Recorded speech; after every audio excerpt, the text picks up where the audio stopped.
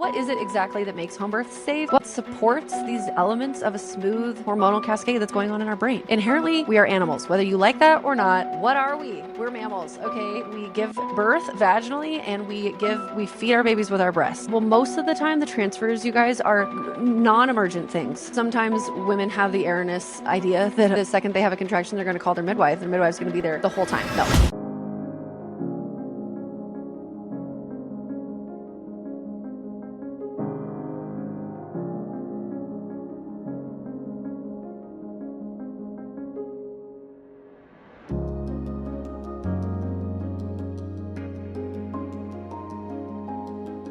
Welcome back to Healthy as a Mother. I am your co-host, Dr. Morgan McDermott, and this is the show for becoming and being a mother, where Dr. Leah and I share our natural women's health and motherhood guidance that you've been looking for through our fresh, functional, and balanced lens. And this is now part 2 of the Home Birth 101 series. It's a 2-part series.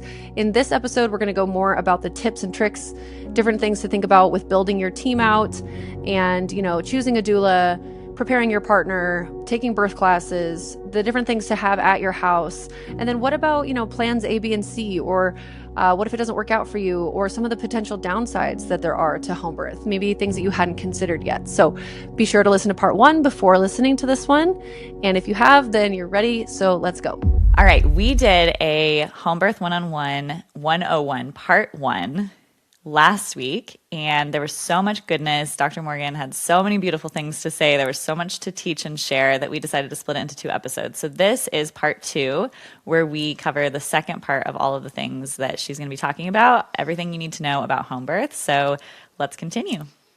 Yeah, I just wanted to not be rushed in talking about these last little parts. So here we go. We're just going to pick up from right where we left off. You definitely are going to need to listen to part 1 in order for any of this to make sense. So go ahead, pause, stop, listen to that, then come back to this one and continue. So what is it exactly that makes home birth safe that's contributing to all of these really amazing statistics? Well, inherently, it supports these elements of a smooth hormonal cascade that's going on in our brain. Inherently, we are animals, whether you like that or not, whether that fits within your worldview or not. What are we? We're mammals, okay? We give birth vaginally and we feed our babies with our breasts. If we laid eggs, we'd be doing something different. If we did, we don't. And so mammalian brains across the board, surveying all other animals in the world, have a couple of things that they need or that you see in nature that they do. And often it's a dark, quiet, safe place. Or sometimes they'll go off alone. They are respected and supported, and there's no imminent threats around them. And if there is imminent threats, their labor will stop. They will climb a tree or get away or whatever until they feel safe again. I mean, this is not rocket science. I know. And we put women in these situations that are brightly lit. There's beeping sounds. There's new people coming in all the time of shift changes you've never met before, and they're constantly poking and prodding you. They're sometimes talking to you in the middle of a contraction. I'm not trying to shit talk hospital birth. It is just a fact, okay? You can have a really good hospital birth if you have a really good doula and partner who are interfacing with all of these different variables for you and taking care of them. But if you do not take care of them, the Joe Schmo average experience that you're going to get is exactly what I'm outlining, okay? They're going to be coming in, hi, mama. They're going to try to be respectful, but they might be talking to you literally in the middle of a contraction. Or waking you up out of sleep. Oh, that's waking you up out of sleep. Sorry, it's time for your next check. We're going to just check your blood pressure. We're going to check your cervix. We're just going to see, okay, the doctor really, if you're not progressed again in another hour, then we're going to give you Pitocin. There's not a conversation around it. It's also now you have stress and pressure on yourself that, oh my God, if I don't dilate another inch. I don't perform. Or perform. Yeah, exactly.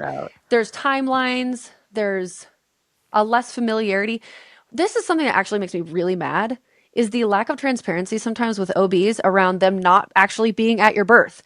And a lot of women go into birth and they're like, oh, I love my OB and I've been seeing him forever and he's going to be there, or she or whoever. And it's unless they are one of the few who make staying sure that they are actually at their patient's births, they may not be there. Are you kidding me? They know they're not going to be there, or they know that the chances are 30% because they might be on call. They might have a different shift. They have a different birth, but they don't ever explain that to the woman. So then here it's oh, well, where's my doctor? And they're like, oh, well, you're just seeing the doctor on staff tonight. Yeah. And everybody else is duh, didn't you know that? And the woman's going, oh, okay, I don't know you though. Exactly. Yeah. That's the point.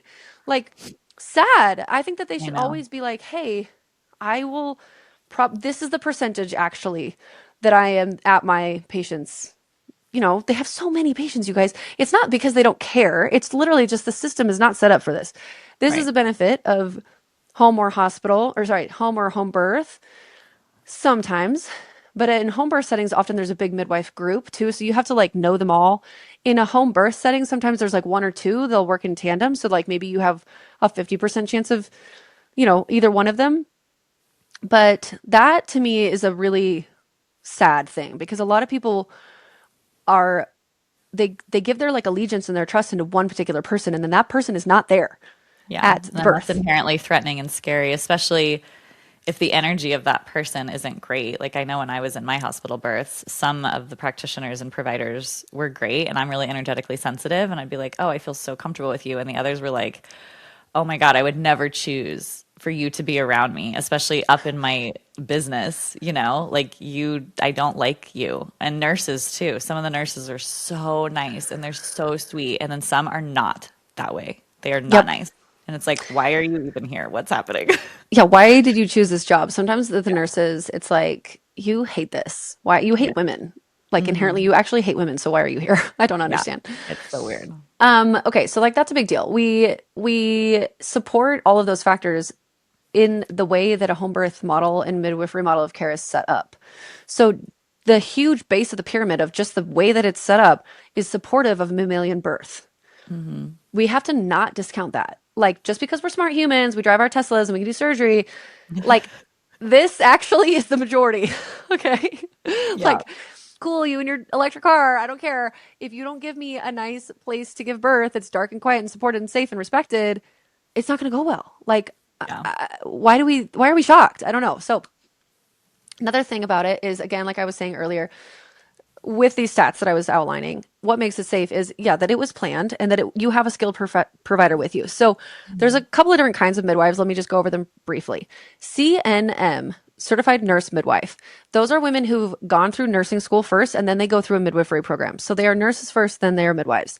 CPM, certified professional midwife, just go into a direct track of midwifery.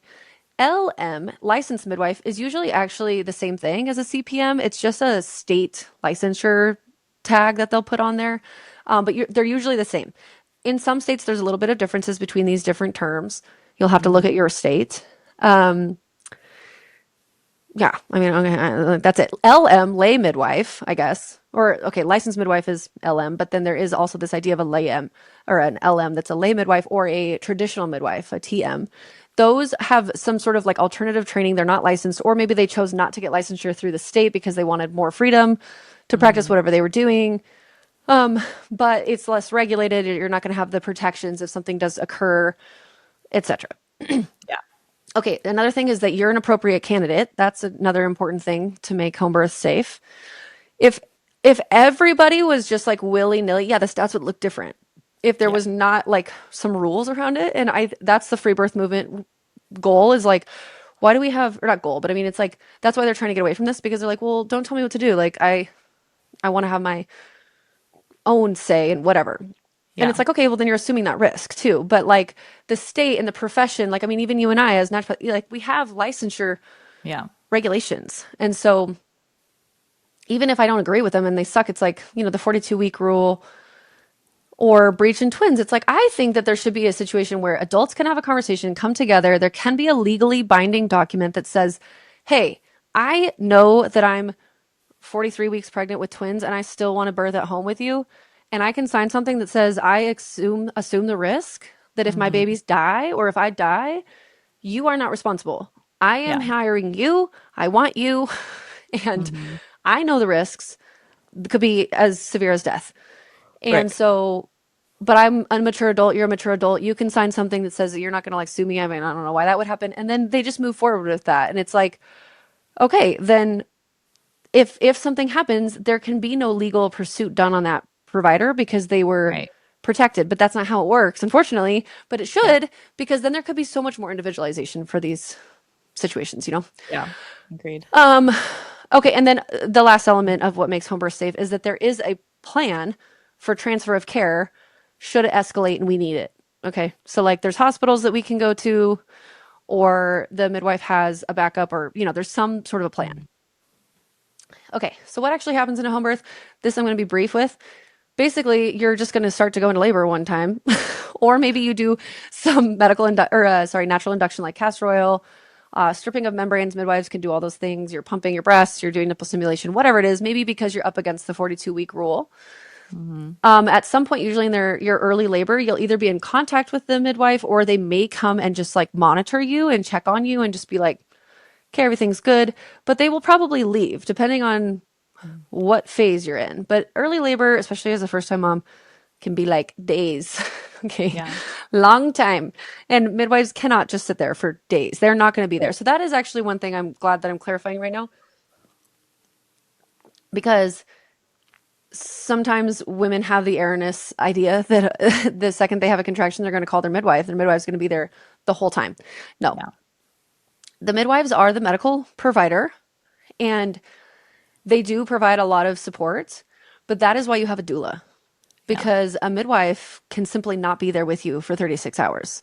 They will be there once you are in a good active labor pattern, and they still even then might come and go because you have hours and hours of work to do to labor down. And they monitor the baby and then they leave, or they maybe leave students with you, or their birth partner backup person or whatever. It just depends on kind of how everything's progressing. That's very, very normal, and I think that does come to surprise people. Yeah.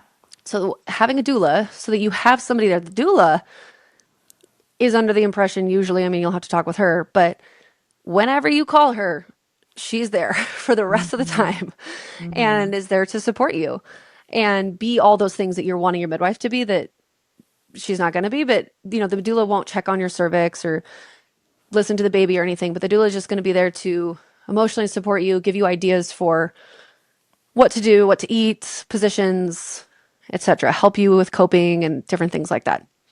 So then at some point, you're going to become such a good active labor pattern that the midwife will come and stay until the baby's born. And then, if there's emergencies, if there's some need for transfer, sometimes most of the time, the transfers, you guys, are non-emergent things. They are like, I'm too tired. So like the woman's just too tired. The labor has stalled and we need to go to the hospital and get some augmentation, get an epidural so she can relax, get an epidural so she can sleep. Back labor, baby's posterior, she's just over the pain, she needs some help, like she needs a relief. Those are the most common causes of home birth transfer. And so usually it's like partners driving mom to the hospital. Yeah. It's totally chill. It's not an emergency. Once in a while, something's happening. We need to go emergency. We call an ambulance. That also happens. Also, there is sometimes postpartum transfers. So baby was born at home, everything was great, and then now baby's lungs are kind of sounding a little iffy. We're getting a little worried. We maybe need some like neonatal antibiotics. We need some oxygen, monitoring NICU. Maybe mom's placenta's stuck. We can't get it out. It's not working with manual extraction. We need the big guns. We need to go for a DNC or something like that. So there is always that option as well. The newborn care that you'll receive at home wildly varies state to state, so check your state. But like here in Idaho, the team can bring to you like the hearing test and screening materials. They can bring the cardio screening materials. And they are really, the midwives here can be your baby's like primary care physician or like, provider for weeks. So you don't need to go outside of the home for that. But in California, when I gave birth to my first two babies, I had to go to the pediatrician within 3 days, 5 days of birth. And that sucks. That sucks so bad, but it's still worth it to me. But it was like, goodness gracious, like scheduling that appointment, first of all, within such a short window, and then going to it like so early postpartum. But, it was a requirement of my midwives. They were like, you will go see a pediatrician within a couple of days. So Yeah. some of the postpartum benefits of home birth is that you're going to see your midwives way, way, way more. You're going to get a lot more postpartum care than in a lot of other settings most of the time. Some birth centers, though, do have really robust postpartum care services, and like they may come to your house for some of that. You don't always have to go into the birth center. It just depends. But at a Mm-hmm. hospital, I mean, it's like, bye, like, see you. You'll see them Yeah. again at 6 week checkup. Mm-hmm. Um, so those are some of the main differences. Now, okay, building your team, choosing your team. We kind of already talked about the differences between types of midwives. One thing I will say if you're planning a home birth is you get pregnant, ideally you've decided on this before you've gotten pregnant. Yeah. Because home birth midwives, depending on where you live, are sometimes a rarity. And people, they will fill up with repeat clients before you've even like, you're like 6 weeks pregnant, you call them and they're like, oh, I'm sorry, like I'm already booked up for September. And you're like, what? Like, Yeah. how is that even possible? But they fill Mm-hmm. up with their repeat clients because if you're like me, your midwife is the first person that you tell that you're pregnant, not even your husband, because you're like texting her and you're like, please tell me that you're taking birth this month, that this due date, Mm-hmm. because I want you so badly, you know? Um, so don't wait. Don't pussyfoot around. I mean, even if you need to just get your midwife on board and then if you're not completely fully committed to it, you can decide on that later. I mean, it's not like a great thing because, you know, it does screw with their schedule. But like, do not be 18 weeks pregnant and then going, oh, I I'm think I gonna want to have have a a home birth. midwife. Like, you're Yeah. just your chance. You obviously try, but your chances of finding somebody who's going to have that due date available is low. Yeah. Okay, doula, like we said, absolutely 100% without a doubt recommend a doula for every single first time mom at least. Okay. Mm-hmm. After that, if you don't feel like you need it, then fine, whatever. But this is like going to a psychedelic drug trip experience and having no one there that's sober. Yeah, totally. That's such Okay. a great analogy. Don't do that. You Mm-hmm. need someone who's like, uh-huh, sweets, this is fine. You're doing great. You're having a Yeah. good time. Oh, you puked. Okay, that's all right. Everything's okay. Okay. Yeah. Hold my hand. Okay, just shh, just go to sleep. Okay, shh. It's all right. I got you. You need someone with that confidence who understands who's gotten it because if you have a male partner or you have a female partner who's never given birth before, same thing. They don't know what's going on either.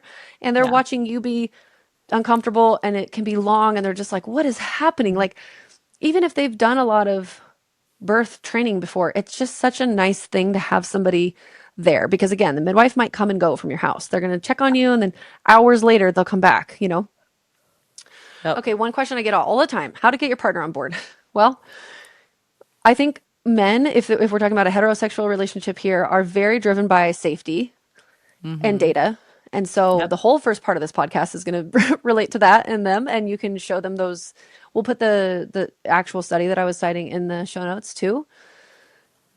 And I think explaining the idea of you and where you feel comfortable as being a really big deal Yeah. to the way that this is all going to go. Like if you have a severe hospital phobia situation, you do not feel safe there, he may have his own worries and fears. And ultimately, it's like you are the one giving birth to this baby. He is not. And I Yeah. don't like to be like, only you get to choose. You're a woman, your body, screw him. We don't need men. Da, da. No, that's not what I'm saying. But I am saying, surely he can understand that logic too. Like Well, if just he, relating it back to the mammals, that yeah, the safest thing is where I feel safest. So if you really don't feel safest at the hospital and you are low risk, that is probably the safer option, and just relaying it back to safety. Like I think some people just think home birth, negligence, the end of the story, that's it. And you don't realize, oh, there's also risk to hospital and there's risk to all of these interventions that can happen, and that they are more likely to happen if you are there and you're scared and you're not feeling safe.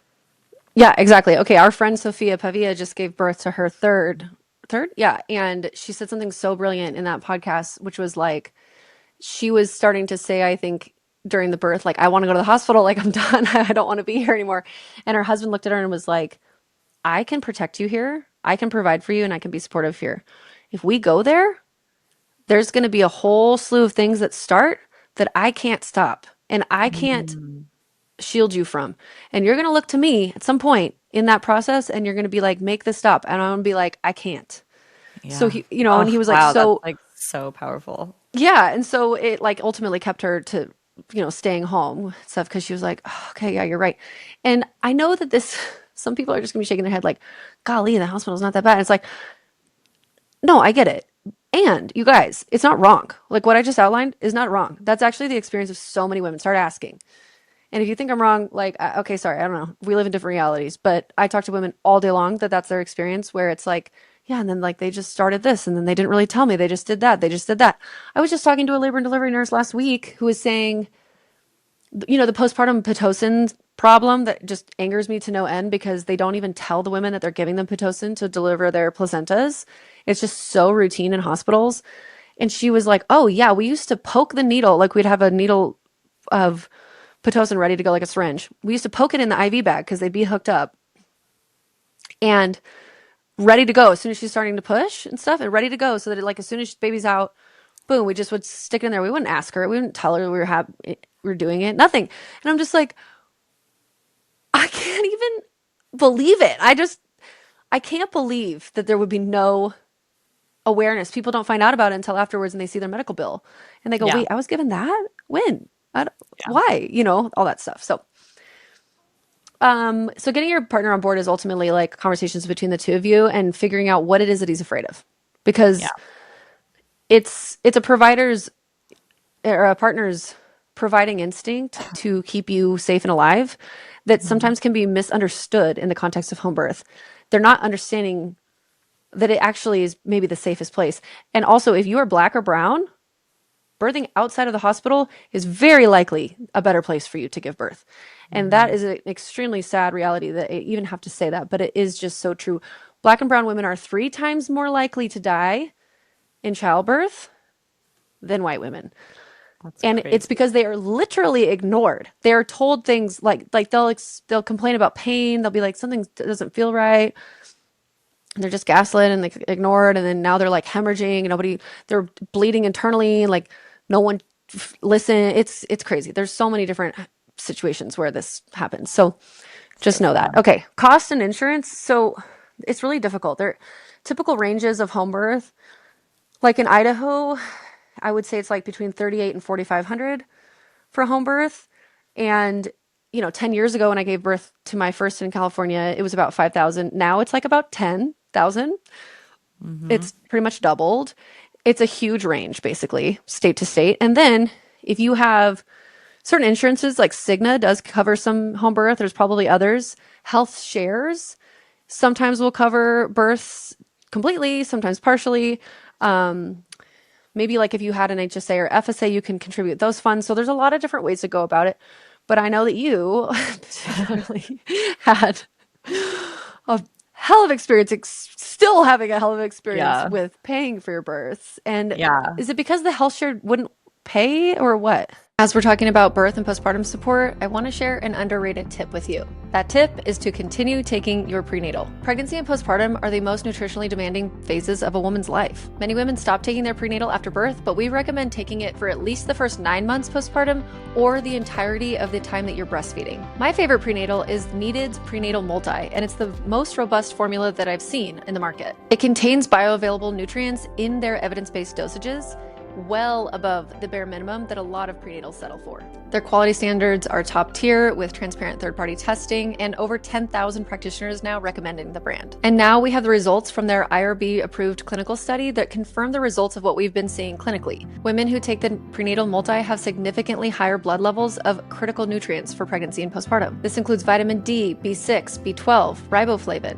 vitamin K2. Only women in the needed group reach the adequate, sufficient levels of vitamin D. Vitamin D plays a big role in your immune health, your mood, and your energy production, all things that are really important during your postpartum season. And while there's many different ways that you can support yourself postpartum, continuing to take your prenatal is a really simple, easy way to cover all your bases. It's one of the most impactful habits that we can have, and Needed makes it easy. Learn more about the study at thisisneeded.com/thrive and use code HEALTHYMOTHER to save 20% off your first order. Yes, healthy mother, like a little affirmation for yourself. So we had a health share, and most health shares do cover home births. They covered the home birth fine. So my home birth here in Idaho was 5,000, and our health share, which is like outside of the traditional insurance, covered that, which was great. Most of them always cover that because it's so much cheaper to have a home birth, like astronomically cheaper. So just to give you a frame of reference here in Idaho, to have a home birth is 5,000, to have a hospital birth is 50,000. If you don't have And insurance. if you don't have insurance. Right. And if you have traditional insurance, the hospital gets 10,000 and you have an out-of-pocket deductible. So depending on your insurance, it could be up to 10,000. Like a lot of people's are like high deductible insurances, like most people's insurances are like 8 to 10,000, you have to pay before they'll start paying. So it just depends. Like you might have a higher premium and you have a lower deductible. So maybe you have like $1,000 to $3,000 deductible, which ends up being really great because that's like really inexpensive. But the hospital gets 10,000 per like birth typically. And so if you have a health share, you just have to check and make sure that they will cover a hospital birth and negotiate that because we had a health share, but the birth or the hospital billed us as if we had no insurance and it was a $50,000 bill, and then the health share paid 25,000 of it, but the hospital wouldn't just accept the 25,000 even though it's double what they would get from a normal insurance, and are still trying to get the rest of the 50,000 from us. So I've just been in like a negotiation with them and fighting it back and forth. But if we had just had a home birth, it would have been completely covered. I would have had zero amount to pay. And it would, even if we had to pay out of pocket, if my insurance or health share didn't cover a home birth, it was significantly cheaper. And home birth is cheaper than most people's out of pocket deductible for their insurance for a birth, anyways. So yeah, home birth is Wow. very Okay. affordable. It's That way, is way such a more affordable. crappy situation that has happened now. But okay, that is always, and I'll get that to that in the downside section, which is that something that can happen is that you plan a home birth and you still have to pay your home Hmm. birth midwife and Yep. then you go to the hospital.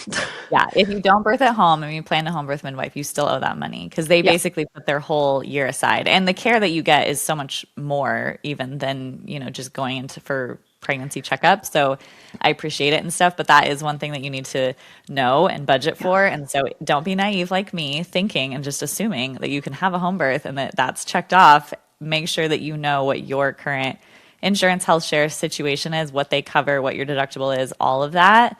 Some hospitals are cheaper, like the hospitals in California were much cheaper than the ones here. I do not know why. But Wow. like if you say I'm a cash paying patient, they'll sometimes give you a pretty big discount. And then that's just something to be aware of. Like if you have a health share, typically when you have a health share, you pay cash and then they reimburse you. But if you have traditional insurance, just making sure like what is going to happen. But yeah, one day we'll Okay. have traditional insurance. It's just Yes, you will. hard when you Soon. run your own business. It's a lot. I'm glad though you said something about the prenatal care, and I haven't even touched on that. The prenatal care that you get from a home birth midwife is, you guys, your OBGYN will spend 7 to 15 minutes with you. And it's like, once a month, and then it goes to every 2 weeks, and then it goes to once a week in the last final month of pregnancy.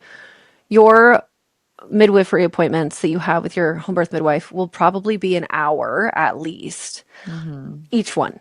And so it's not even comparable. They're talking about who you are as a person, your fears. What do you think about this? What do you think about that? It's basically, they're like therapists, okay? Yeah. Like, it's amazing. And they become your friends, they become part of your family. Like, they include your kids. It's just a different vibe. So, I mean, I'm not going to Yeah. go too far into that. So, birth classes and prep, I mean, there's so many other things I need to talk about here, but I'm going to try to go quickly. Hang on, Morgan. Do you want to Yeah. just break this into two parts? Because, I mean, you can keep explaining and keep talking, and then we just break it into two, like two 45-minute segments or two, because it's like you've shared so much. Yeah, I could. Yeah, we could. Let's do home birth 1 and 2. Yeah, let's do it. All right. So just keep explaining at the depth that you want to. And then at And the then we'll end, go we'll, back and do like an intro for part 2. yeah. Okay. Thank you. Okay. Good idea. Okay. So, birth classes and prep. This is a really important aspect of this. Like I touched on already in the beginning, there is a certain level of responsibility you assume and preparation that you're going to undertake to get your mindset right. Really, it's all about your mind and also having tools and also feeling confident. So some people are information people. I'm one of those people. Some people are not. And it's hard for me to like vibe with that and understand that, but I've just come to learn that that is the way that it is for some people. They don't really want to know. They want to Mhm. just sort of be in the moment. So however it is for you, you still need to have some basics of understanding the birth process so that you're not shocked by it. Yeah. I love hypnobirthing. I love hypnobabies. The Bradley method is a good one if you're like into the partner led thing. If you really love art and or you have a lot of trauma and or you have a lot of like maybe just preconceived beliefs about birth. I think home birthing would, or sorry, hypnobirthing would be good for that too. But there's a different birthing class style called birthing from within that can be Mm-hmm. really beautiful for that too. So there is a huge part as the pregnant woman going through this process of preparation where you need to like really get deep with yourself and address your fears. Like, Mm-hmm. what is, what are your beliefs about birth? How are the way you were born? What about the way that the other women in your family were born? What about the birth stories that you've heard? What have you held on to? What have you internalized? What do you actually think? Do you actually think you can do it? Or are you just like putting on kind of a facade and hoping that you can do it? Like there, Mm-hmm. you got to get to the point where you actually think you can do it. Like you really, really, really do. And you feel really confident. You feel like excited. Ideally, you're feeling excited about it. And you're like, I can't wait to go on this human adventure, this human Yeah. experience that only women get that is so amazing. It's bringing life into the world. And yeah, it's probably going to be kind of crazy and kind of intense. And I do think that this is where women who've done psychedelic drugs or had ulterior consciousness moments in their life, however that has happened, it serves them in birth Mm-hmm. because you've gone to a different place and you've Mm-hmm. come out the other side and seen that it was okay. Even if it was Yeah. scary inside there, you're like, all right, like, but I'm okay. Mm-hmm. And you don't like trip out when you're in labor, but there's still an element that's similar where you aren't in control. It's sort of like Yeah. you're drugged a little or something. You're not in control. You're at the whim of this experience. It's a train that's not going to stop until the baby comes out somehow, whether that's Yeah. surgery or out of your vagina, but the baby's not coming out. Or sorry, it's not stopping until this baby comes out. And so you have to be able to like surrender into that very different reality Yeah. and know that it's okay and like allow yourself to fall and feel really supported by the people around you. Now, Yeah. preparing your partner, I think depending, I mean, if you have a male partner again, videos, so like, they can read all the books in the world. First of all, there's not that many good books. I will link a couple books. Mm-hmm. Listening to podcasts is helpful and watching videos. The videos aspect is to show them what's normal, like what Yeah. is normal birth like, and we're showing them a mix of things. We are showing them beautiful, cinematic, birth photographer, white tub, twinkle lights. She's just gently moaning. We're showing them those. And we are showing them butthole up and close and personal and baby crowning, shit coming out of the baby's nose, meconiums everywhere. She's roaring her baby out. She's screaming. We're showing them all of the things, okay?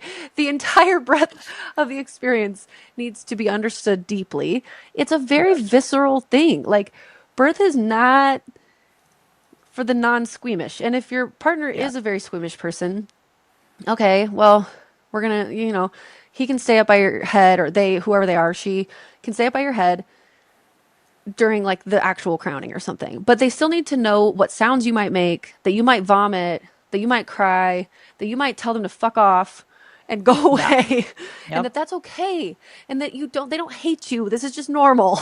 Like this is just Mm-hmm. birth. Okay? That like that's just the way that it goes sometimes. And you may want to be completely alone. You may want to only be with your doula and for them not Mm-hmm. to take that personally. That they may be up for multiple days and not sleeping themselves and going, what the heck? Like, I am so tired. And I will say, as somebody who's given birth 4 times, but then been a doula probably like 15 times, it is really tiring being a doula and staying Mm-hmm. up overnight. Like, obviously, you guys, it's tiring being the laboring woman, but you're sort of like not here and it's a different thing. You have an altered perception of reality and everything. When you're just a lucid person who's the doula and you know that it's 2:30 in the morning and you're so far away still from this baby being born and you're like, "Oh my God, I'm not going to sleep all night." It is a different level of tired. So I really feel for Yeah. doulas, partners, anybody in the support system of birth because it's like, wow, yeah, that does things. So they just need to know that. There's all of these different elements they need to know. I love YouTube for this reason. Just get on there or Instagram birth accounts and show them tons of stuff. And, they really should be not like fighting you on that process. If they're fighting you, that's weird. Something needs to happen there. But they should be Mm-hmm. very much involved in this with you.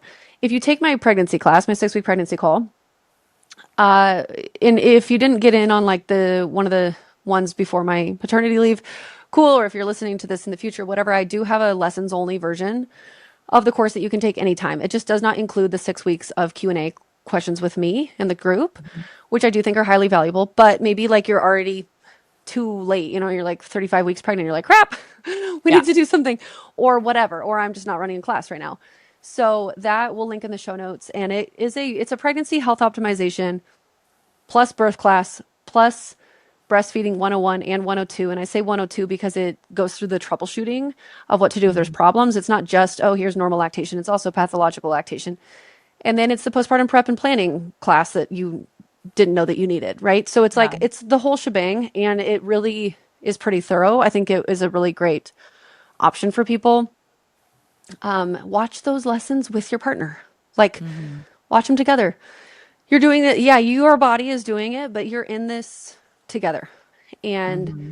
there can be such a sweetness around feeling supported by your partner during labor, and like they really have your back, and like seeing them step up in that kind of way and being like, I just love you so much, and feeling that. So that's that. Okay, so now tools and tips, some things to think about. There's a lot of more things to think about here too, but these are just sort of like the ones that I would say the heavy hitter list. So you're going to get your list of things and items that you need to have from your midwife, of items you need to like buy, Hmm. Chucks pads, alcohol wipes, I don't know.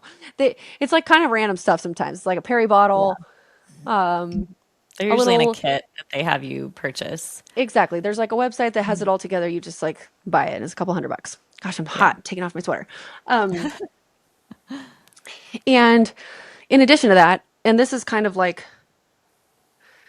I mean, I could talk forever about this, but at the beginning of your labor, when you really start to have contractions, you are going to do a few things, ideally, depending on the situation. But ideally, you're going to eat a big meal, and then you're going to rest. You're going to try to go to Hmm. sleep or just at least lay down and rest. Watch a movie, listen to a podcast, zone out, non sleep, deep rest, like something like that.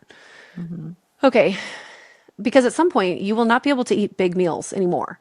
If your early labor is oh, excuse me, if your early labor is days long, there might be multiple opportunities for you to do that, but probably you're going to get to the point after that big meal where you'll only be able to take small bites of things. So the things that you want to have in your house prepared and ready to go for your labor snacks and your food, here's some ideas. Okay, so like berries are really easy to Hmm. eat in labor. Maybe bites of like shredded chicken. So there's like some protein, or a bar, like a small protein bite bar thing, like a Go Macro bar piece, Hmm. a perfect bar, yeah, nut butter. You want to have drinks like electrolytes, coconut water. I mean, I'm a huge fan of Redmond Relight. Also, Redmond Relight contains calcium, calcium carbonate, which is the exact form that helps uterine contractions be very Hmm. effective and strong. So it's your Yeah. house. You have so many options. Like, I Or mean, even like bone broth. I think I'm yes, like literally sipping on the fawn bone broth right now, and I love it, and it's so good. And that's something that has protein and kind of has that savory nourishment. Because I know for me, sometimes people want sweet stuff, but sometimes I don't want sweet stuff when I'm in labor. I know it's like good because it's like calories, but if you're wanting something more savory, but you don't can't like the idea of meat would be weird. Bone broth is such a good option because you can sip it through a straw. yeah, no, thank you for that. Bone broth, coconut water, like you don't have to just drink plain water or electrolytes. Hmm. Um, it's a great way to get, and minerals too. There's minerals in bone Hmm. broth, which is really good because you just need to replenish. Basically, between every contraction, you want to take a sip of something, and then every couple hours, you want to be having some kind of fuel. Yep. Okay, another thing that really helps with going alongside like beauty, human want and wish for beauty, but also the mammalian need of like dark and low lights and quiet and stuff is candles. So, I mean, it's your Hmm. house. You could have real candles if you wanted to, but you can also just get those little LED flicker. Recovering from a cold, Hmm. pregnant is just no fun. It takes a long time. But those little, like, they're like a warm amber light, salt lamps, kind of twinkle lights. You want to have light because you need to be able to see to move around. Your midwife maybe needs to see, especially if it's time for birth actually happening, to kind of monitor everything, witness what's going on. But you also want it to be very dark, cave like, woomy. I mean, we're really recreating. And if it's in the middle of the day, I get that that's harder to have happen. If the light is really bothering you, or if anything in your visuals is really bothering you, it's a great idea to have on hand. You may not use them. Some kind of an eye mask. Mm-hmm. There's a brand that's called the 40 Blinks. We'll put that in the show notes on Amazon, and it allows you to have your eyes open inside the mask and still not be able to see. Just in case, like, I don't know, your eyelashes were getting annoyed or you didn't want to physically have your eyes closed. You could, but you still Yeah. can't see. It just gives you room. You may also want to have something like a comb, like a wooden comb to squeeze. Sometimes people Mm-hmm. like to do that during contractions because the pain in their palm from squeezing the comb is a little bit distracting from the uterine contraction pain. My only thing with the comb is that you want to make sure your whole body isn't tensing up because you're doing that. And then we really want to be able to relax our whole body as much as we can around our Mm-hmm. tightening uterus. So if you're able to have like a pretty relaxed arm where just your forearm is tensing, but your whole body isn't going along with it, because a lot of people do that. They'll be like, ugh, and it's like, wait, Mm-hmm. wait, whoa, whoa. Like, we have to know, and these are things that you would learn in your birth classes about the fear, tension, pain cycle. When Mm-hmm. we feel fear, even if you don't perceive it as fear, but if you're like worried even just about the next contraction because it's intense, that's fear. You tense Mm-hmm. up, and then when you tense up, your body feels more pain. When we are relaxed, we feel less. So it's a mean, rude cycle because it's difficult to get on top of, to kind of get your bearings again and get your mind right around it. But it really is a big deal. Mm-hmm. Music, some kind of music is really great for most people. I tend to like music that does not have English words, can have Mm-hmm. words, but just not English because I don't want to like hear it. I don't want to listen to it. And like, so maybe it's yoga music, they're singing in Sanskrit. Maybe it's just like drums or kind of like tribally or oming, Mm-hmm. like relaxation music you'd get at the massage place, like whatever. I think make a couple of different playlists. Electrolytes are trending, yes, but they have been in need of our human bodies for all of time. And if you're drinking another popular and delicious salty electrolyte, here's why you should be drinking Relight instead. First of all, have you ever considered the salt source of these other brands? Because most of them just use table salt. Yeah, table salt. You don't want that. Redmond's Relight Powders uses their unrefined ancient sea salt that they mine in Utah. This salt source contains 60 plus trace minerals along with calcium, chloride, potassium, and magnesium in two different forms, glycinate and malate. The minerals that they use in the Relight powders are all in the appropriate proportions and forms, too. The metabolic needs of pregnancy, healing postpartum, and milk making require more minerals than in other times of your life. Pregnancy itself demands huge increases in your blood volume, which takes, more minerals. Relight is the perfect blend to be sipping during your pregnancy or during your labor even, and especially while you're breastfeeding. It tastes amazing, and my favorite flavors oscillate between mixed berry, lemon lime, and the strawberry lemonade. But you can try a sample pack and try all the flavors for yourself and see what you think. Use code HEALTHYMOTHER to save 15% on your entire Redmond order. That includes their OG sea salt, other seasonings, bentonite clays, toothpaste, and Yeah, I had and different playlists with different energies based on what yeah. I wanted at the time, like the higher vibe, feminine power type playlist, and then the Omi, like very um, alpha state, alpha brainwave state kind of feeling. And it's so nice. I even still listen to them now. I know. I listen to them too. My last three births, I've listened to this one particular podcast, or not podcast, playlist that I can share in the show notes if you make a note for me, please. Okay. Yep. And it's a playlist from New Earth Mama on Instagram. I don't know if you follow her, but she's part of the Reconnected Parenting. I love her. She's so great. She has five beautiful children. And it's like the only thing I've listened to for my last three births. But I did make playlists for my first birth, and they are like my main two playlists. I have one that's kind of like soft and sweet, and then one that's called Groovin'. So any kind of like song that I like that's an upbeat song, I put into the Groovin'. Any kind of chill Hmm. song, I put into soft and sweet, and that's just been the way it's been for 10 years. Okay, a rebozo, and if you have a doula, she would probably bring this with you. It's basically a long piece of fabric, but you can do so many things with it. They can like shake your butt muscles with it. It's called shaking the apples, feels really good. They can hammock your belly. They can help using it to like help rotate the baby if they need to. Baby's not in like the perfect spot. You can pull on it during pushing. You can hang from it, like all sorts of stuff. A Hmm. TENS machine, we don't really use those here in America, but in like Australia, they use TENS machines a lot. And it's Hmm. basically like a little electromagnetic pulse thing that would go through these pads. you'd place on your lower back. And it can, again, help to distract through the contraction pain. Um, I don't think the TENS machines are like a huge help, but some women do really like them. And then Yeah. affirmations, like maybe you have visual affirmations near you, or even if it's just things to remind your team. Like I have never, not one time, been caught in a birth reading my own affirmations on the wall. They're beautiful. I like glance at them and I'm like, oh, that's like pretty, but I don't read the words. But I think that Hmm. the people in the room to be able to look at a little quick 4 word sentence that says like, you know, breathe in or like focus on the exhales or something. Like Hmm. that's one that for me that I really do actually like a lot. To focus on the exhale is like my mantra birth. Yeah. Well, and also Or if you have the affirmations up in your room before the birth happens and you are reading them during that time, then I feel like once you're in the room, you've read them so much that you kind of already go into that frequency and that energy. And so it's not like you've only seen them for the first time the day of birth. yes, thank you. And other people can kind of recite them back to you, remind you, and it's like just this energy. It's like there's these thoughts and this sort of frequency that's around. And I mean, I believe in that for sure. Yeah. Okay, there's so many other things that we can have at home birth, but really the idea is even if you have nothing, even if you're just in like a blank room that is dark and warm, it's not cold, and you're with people that support you and love you, and you feel safe, that's the vibe we're going for.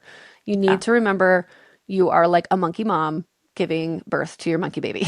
Yeah. Okay. And the other thing you haven't mentioned on the podcast yet is a water tub, which is Oh my something God. Yes. that is a big deal for some people, and some people don't end up doing it, but maybe you want to speak to that. No, oh my God. Thank you. Yes. And a ball, a yoga ball to sit on.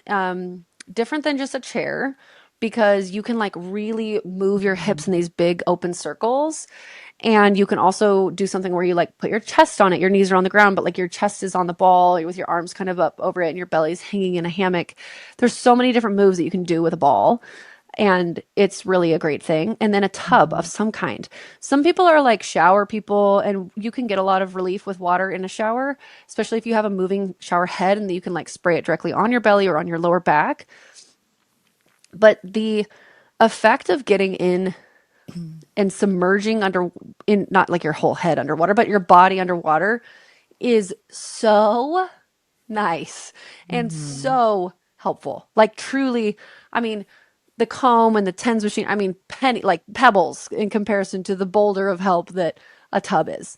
And Mhm. so getting into water at some point in your labor, whether it's just to like give birth to the baby right at the end or the reverse, like you mentioned, you labor in it but then you actually don't want to give birth in it or you can't feel pushing or you don't like it or you're not allowed to depending on where you are, whatever, you can get out and birth on land, like on a bed or something, Yeah. or the floor.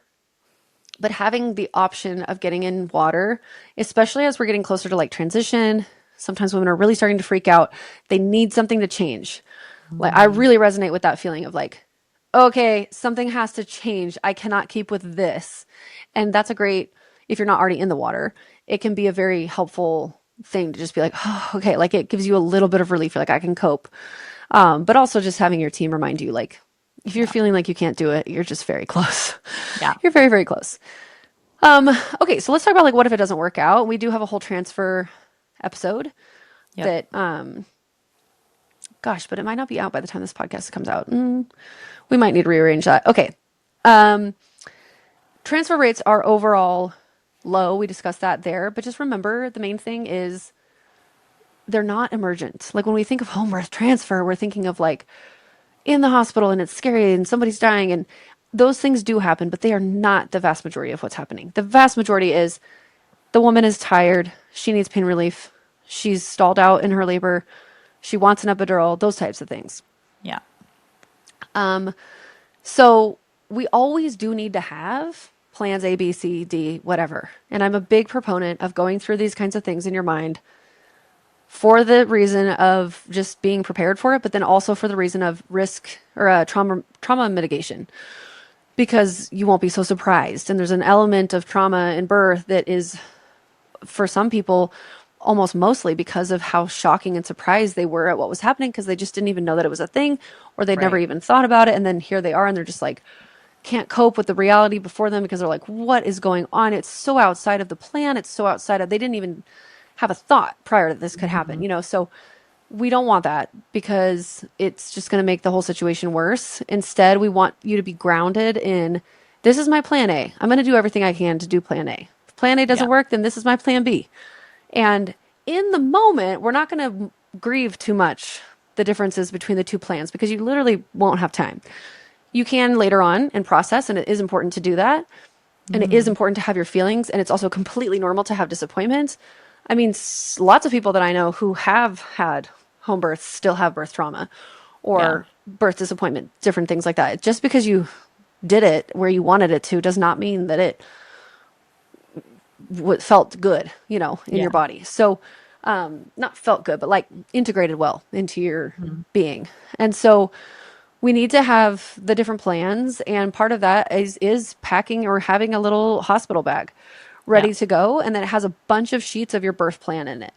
Because although it doesn't really feel that relevant in a home birth setting, because you're like my midwife knows and whatever, if you do have to go somewhere else, you want Hmm. to be able to maintain as much of those very well researched and intended choices that you've made specifically for this baby and this birth to be met where they can. And so you Yeah. want to have your birth And plan. we have a birth plan episode, so I'll put that on there as Yes. well. Yes, we do. A lot of things to Yeah, we refer. have a lot of birth episodes. We should like conglomerate them all or I something. actually did for a patient the other day. I was going to tell you about that. I like Oh, put it in cool. order of how I thought she should listen, first trimester, second, third. Um, and so, and then I put it in my membership in that order for Oh like my if God, someone becomes show pregnant. me. We should just make a course out of it, I think. We should make a course out of Get it. a Let's course. But do it was it. great because I went through and pulled them all and I was like, this is the order I would listen to them and at this time of your pregnancy. So That's yeah. so smart. Yeah, please. I want to see how you did that because I Yeah. know that we have. I'm kind of forgetting. Like, yeah, what do we have this? Do we have that? I don't know. I know. Maybe we Um, should create a website page that's like organized like that. I don't know. yeah, by I'll have to like figure it who? Yeah, no, that's a great idea because then for your episodes, it could be like starting way back when, like, okay, you're getting off birth out. control. Okay, Hmm. hormones. Okay, fertility, infertility, preconception. You know what I mean? Yeah. Yeah. It could be a timeline. Um, Okay, yeah. So you're going to print off lots of sheets. I'm talking like 10 sheets of your birth plan. You're going to have a small, modest hospital transfer bag. Again, it's usually not going to be an emergency, so you will have time to add things to it if you need to. So Hmm. you don't need to have like a double extra phone charger and like a double extra toothbrush, but make a list though inside the bag, the backpack or whatever, of okay, grab these extra things if we are Hmm. actually leaving. Yep. I know this sounds like a lot of prep, but it is. I mean, Yeah. it takes a lot of time, you know. And hopefully Yep. you're not going to have to use that, but if you do, you want it to be as like seamless and easy and not stressful as possible, especially because you're Hmm. probably going to be in very good active labor, not Yep. able to make these choices whatsoever. Yeah. And you still want to have your creature comforts when you get to the hospital if you need them. Hmm. Okay, so what are some of the potential downsides of having a home birth? So, depending on your state, you may have to go to the pediatrician pretty soon, a couple days after birth. Hmm. Some states, like I was saying here in Idaho, the midwives are the primary care provider for the baby for a certain period of time. Other states aren't. So that could be seen as a Hmm. downside. Or you may have to go to the hospital for like other things like the hearing screening or the cardio, like other testing you maybe want to do. Maybe, maybe your perineal tear is too great. It's outside of the realm of where the midwife feels comfortable. And she's like, actually, it'd be better for you to do this at the hospital, which I think that if I had a third or fourth degree tear, I would highly consider that. Yeah. It would be a pain in the ass. It would suck so bad. But I mean, it's like fairly important to get a really, Yeah. really good stitching. So I don't Right. know. And then the out of pocket, yeah, cost. If you transfer it's like you're paying double. Yep. So those are really the only downsides that I could think of. Do you have anything you? Just like if you have other kids, you have to find a solution for Hmm. that. If you don't want your kids there, because you kind of have to have like babysitters or support on call because you obviously don't know when that's going to happen. And or if you don't knowing that that's a factor. I know you have your kids at your births. I honestly, if I had given the chance to have another birth, I don't know. You know how I am about noise. Like, I don't know if I could give birth in your house with your children. Yeah, no, I get I would be that. like so distracted, like even more so than at a hospital. But that's just me because I'm weird like that, you know? Like little noises like really get to me. They just like I feel them viscerally in my body. And so that is just another thing is you obviously have to handle them. If you are a first time mom, that's not as big of a factor. But maybe if you have a dog, you know, just having those kind of things where you just have to think about it. Obviously, dogs are easier just to put outside or whatever. But just being aware of what's in your house that is already there that you won't be able to get away from, right? It's not like you're Yes. leaving all of that to go somewhere else. And in many ways, that's better, right? You have, if I had my little kitty, you know, giving birth at home, she'd be so sweet. Like she would bring so much joy to me. But that's the only other thing I can think of just, yeah, or if people are staying with you, maybe if people have come to be near you for the birth, a mother, a mother-in-law, a cousin, a sister, whatever, and all of a sudden you're like, wait, I don't want you here, but you're staying at my house. That would be another factor to think about of being mindful and aware of, wow, now that I'm actually in labor, I don't really want you all here. And like, where would they go or what would they do? Or just if you feel that them being at your house is going to impact the birth, or maybe it is impacting it and you don't realize that. So we talk about that in the boundaries episode that I think just came out. But yeah, that would be the only other thing is because you're just dealing with the situation that's in your current home. Yeah, no, thank you for saying that. I mean, dogs can be a problem because if they're like so riled up by the midwife and they have a hard time calming down about it, like you know your dogs, right? Like so maybe they need to Mm-hmm. go somewhere else. Like you, Yeah, oh, exactly. friend, neighbor, I'm starting to have early labor contractions. I'm gonna bring my dog over now. It might be like 2 days, but please Yeah. watch my dog. Or like parents Especially or if you have a whatever. barking dog that is like upset if it's outside and it's upset if it's inside and it's freaking out and it's like you're all Yes. in your head of like, oh my God, you know, if anything that's going to get you out of labor land, whether Yes. it's children, a dog, a person who's staying with you, you know, a messy house, whatever, like doing all of the things to mitigate those things, I think will be important. You know, not maybe giving birth in your like office where you see your papers and your, you Right. Good know, point. if you work from home or something, you know, just anything that's gonna like help you get out of whatever like land you're in.